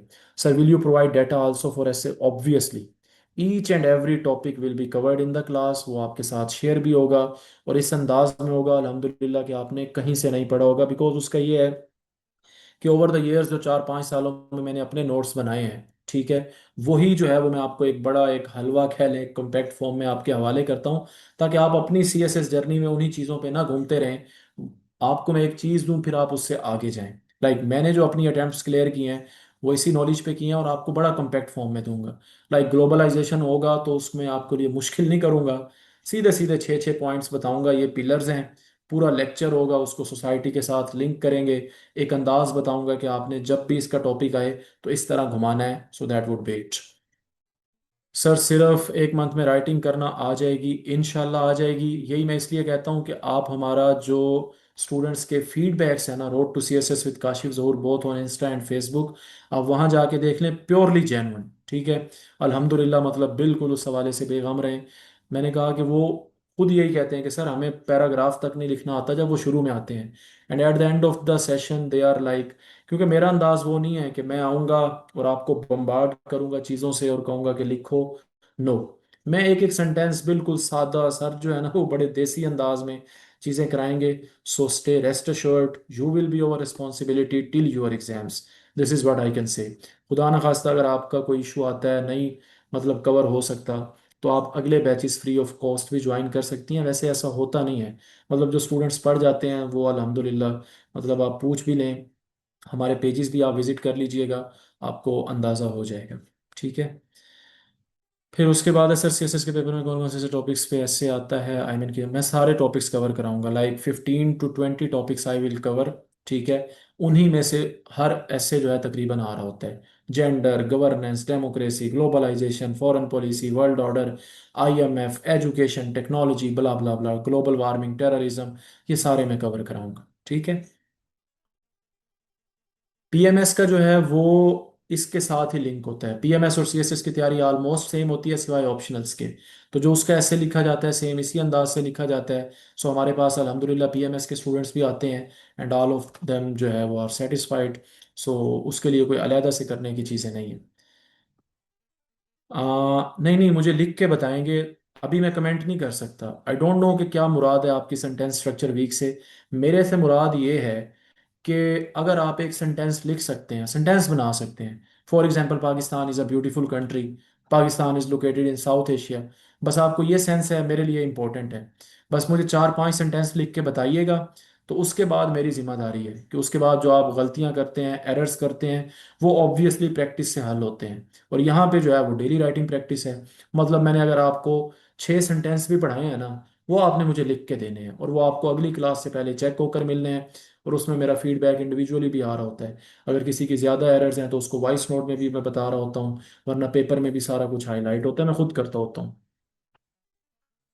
जी इंशाल्लाह ताला, इंशाल्लाह अल्लाह ताला आपको कामयाब करे जी। डिफ़िकल्टी होती है ये, फिर आप मुझे महीने बाद बताइएगा, ज्वाइन दिस सेशन इंशाल्लाह ताला, तो आप फ़ायदा देखेंगी। बाकी तो अल्लाह ताला की ज़ात बड़ी है जी। बट या, इंशाल्लाह it will be beneficial for you, I can just say I will be giving my sincere efforts. Yes, I will be covering the themes as well. Topics कह लें, थीम्स कह लें, नॉलेज कह लें, मतलब 15 से 20 topics जो हैं।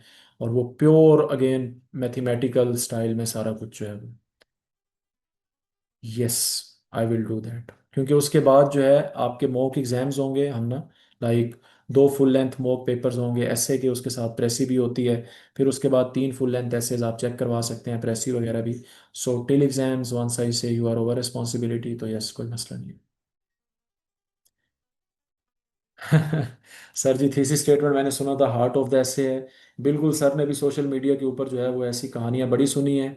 तो as I told you in the demo class के अकेडमीज हैं वो सोशल क्या नाम है, वो थीसिस स्टेटमेंट्स के ऊपर चल रही हैं। तो आपके जो तमाम फेयर्स हैं, ये जो कॉम्प्लेक्सिटीज़ आपको मतलब सोशल मीडिया पे लोग करते हैं, ऐसा कुछ भी नहीं है। जेन्युइन चीज़ें कराऊंगा इतने आसान और सादा तरीके से कि यू विल बी अमेज्ड इंशाल्लाह ताला। जी मैडम, ओके।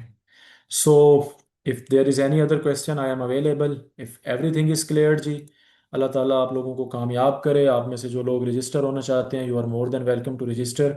11 से 12 रजिस्ट्रेशन हमारी हो चुकी हैं। 20 से 25 लोगों का हमारा बैच होता है। रजिस्ट्रेशन प्रोसीजर इन लोगों ने आपको बताया हुआ है। आफ्टर दिस क्लास आप लोग रजिस्टर कर सकते हैं। और 25 से ज़्यादा बैच मेरे लिए मुश्किल हो जाता है। सो जितना जल्दी हो सके यू कैन रजिस्टर, एंड फिर हम रेगुलर क्लास लेते हैं ऑन वेंसडे इंशाल्लाह। Stay blessed, thank you so much. इंशाल्लाह ताला ऐसे ही है। मतलब अल्हम्दुलिल्लाह जितने भी हमारे, मेरा 26वां बैच है। Like I am not new, ना पढ़ाने में नया है और ना ही जो है वो कोई फर्स्ट अटेम्प्ट के बाद पढ़ाना शुरू कर दिया है, अल्हम्दुलिल्लाह। मतलब गुजर के आए हैं, वो क्या कहते हैं, घाट घाट का वो जो होता है। तो इंशाल्लाह ताला आपको फ़ायदा होगा, और बड़ा आसान है, सिंपल है चीज़ें। तो इतना मुश्किल नहीं है जितना सोशल मीडिया पे बताया जाता है। वजह यह है कि उन्होंने अपने आप को एक प्रोक्लेम करना होता है कि we are different from others, but ऐसा कुछ भी नहीं है। These are simple things. ठीक है। व्हाट नेक्स्ट जी? Sir which paragraphs we can practise for precis, will you provide? जी जी, प्रेसी के भी हम करेंगे। पास्ट पेपर्स हम देखेंगे, सारा कुछ प्रेसी में पढ़ाऊंगा। सबसे पहले उसके ऊपर पूरा एक लेक्चर है एक दिन, कि उसको करना कैसे है, शॉर्ट कैसे करना है, उसका मतलब क्या है, एग्जामिनर क्या चेक करता है। उसकी आपको असाइनमेंट मिलेगी as part of your daily writing पापा प्रैक्टिस। काम से गए। जब ये पापा खाना बनाने। हम वो कर रहे होंगे ना, जब डेली क्लासेस ले रहे होंगे उसको इस तरह, जब सेशन कंप्लीट हो जाएगा उसके बाद भी हम आपका जो है वो मॉक लेंगे। ठीक है।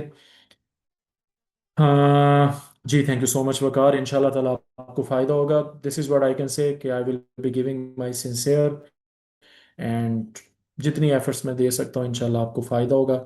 अल्हम्दुलिल्लाह अभी तक जो स्टूडेंट्स गए हैं दे आर सेटिस्फाइड, और आप लोग भी at the end of the session you will be satisfied. Stay blessed, Allah ताला आपको कामयाब करे। जी जी, पूरा वन साइड से both English essay and Pressy, तो it means both. So see you in the first regular class on Wednesday. You people are more than welcome to register yourself. Registration procedure इन लोगों ने आपको बताया हुआ है. Stay blessed and thank you so much. जज़ाकल्लाह. अल्लाह हाफिज़.